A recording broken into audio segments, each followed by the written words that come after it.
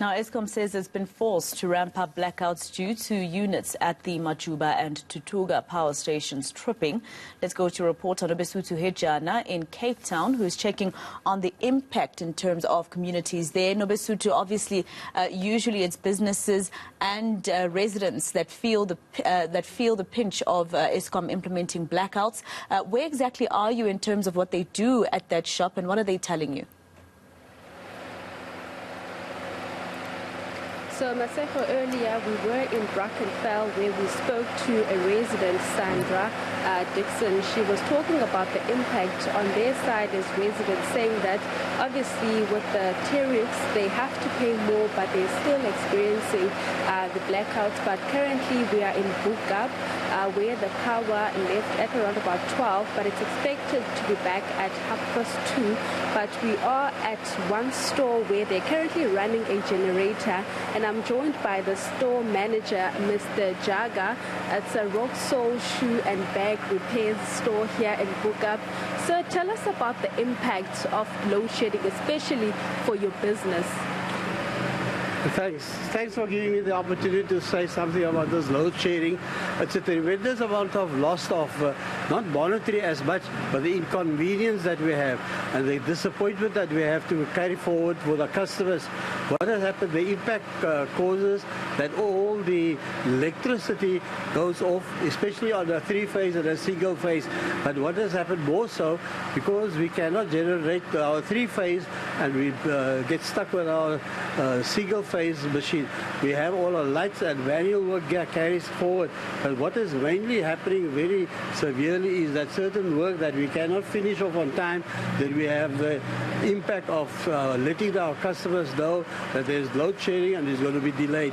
And you might have a 2 hours day or 2 hours, 4 hours in a week delay of the machine or load shedding, but that 2 hours is not counted as 2 hours because things goes in procession of other system of work where the glue has to be dried, and there are times where in such an inconvenience time that we cannot demand my staff to work a little extra on the hours or work due to the load shedding. We have to then accommodate our staff accordingly.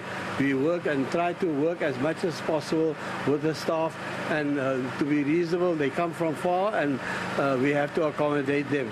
So let's talk about the generator outside. How much do you actually have to spend on electricity, and also now with the add-on of that generator? Yeah, we spend on electricity about 4,500 to 5,000 rands every month. This is an add-on expenditure. The capital expenditure was firstly on to buy the generator, which wasn't that much. It was about 4,500 to 5,000 rands. But the maintenance thereof is to have to buy the petroleum and add that on.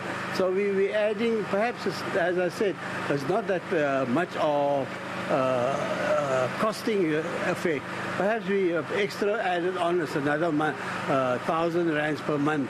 And that we can cover up, but the inconvenience is the problem.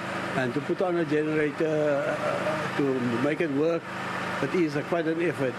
We've been experiencing this for the past 3 years now, and as I said earlier, the inconvenience is what it is, and for my customers. And once we lose a customer with disappointment of, we promise them for about within 4 or 5 days, and they come on the due date, we don't have a chance to phone them up, and they get disappointed. We can perhaps in that system lose a customer also. So those are the impacts that we have. And then three-phase is a big story, because not every machine on three-phase that works. Yeah, and manually we can also do manual work on certain bench work, which we carry on, and gluing, but not everything thereafter. Well, Maseko, I'm not sure if my colleague Balungile is able to take off the camera from the tripod, because I actually want to show you the work that Mr. Jaga was telling us about, saying that obviously this is a very inconvenience for their business, as they also work with glue that needs to be dried. But I'm just going to walk with Mr. Jaga so that he can actually show us what's happening from his store and what work is done here. He does mention mentioned that they do a lot of shoe repair and also bag repairs, but this is some of the work that the staff is doing. So, Mr. Jaga, can you just tell us, I mean, on average, how long will it take for what the sir or the gentleman is doing there, like fixing that bag on average, especially when there is no load shedding? Yeah, on a normal effort of doing a bag repairs, it's to fit on a zip. He's doing a zip. To strip a zip and fit on a zip is no less than about an hour to do a complete job. Then we have to take it in for stitching. And the stitching takes another 15 to 20 minutes. So it's quite an effort of doing it. Then there might be a touch-up on cleaning up and all that. So a bag repair for a zip will take quite a bit. And also the work that the gentlemen are doing here at the back, I'm sure they are doing the gluing that you were mentioning. That takes a while. Yeah, that gentleman that's doing this at Maya, he's a very specialist guy for small items to be done. So what he's doing now, are you increasing the binding? Oh, he's making a strap. That ladies have a problem with that shoe, where the shoe is falling off her feet. So what they did is to put an ankle strap. So to make an ankle strap, we've taken a measurement from our customer. We've now decided how to make the bag. So there's a choice of a material to be done. Then there's a non-stretch tape to be done.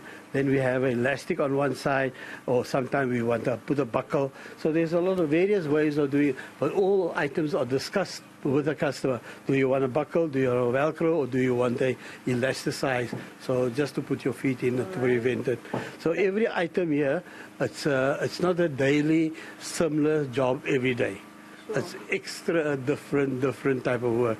So it's exciting. Thank you very much, Mr. Jaga. So, there, Mr. Jaga, giving us an idea as to the type of work that his staff are doing here, and also mentioning that with the electricity blackouts, staff members are now having to do some of the work manually, and talking about the cost that this is doing to his business. So like many other people now having to rely on generators to actually run their stores, saying that it's very unfair that they have to now pay or add on to the generator, whereas they're also paying a lot of money to ensure that they keep the lights on this particular store. All right, Nobesuthu Hejana, let's leave it there for now.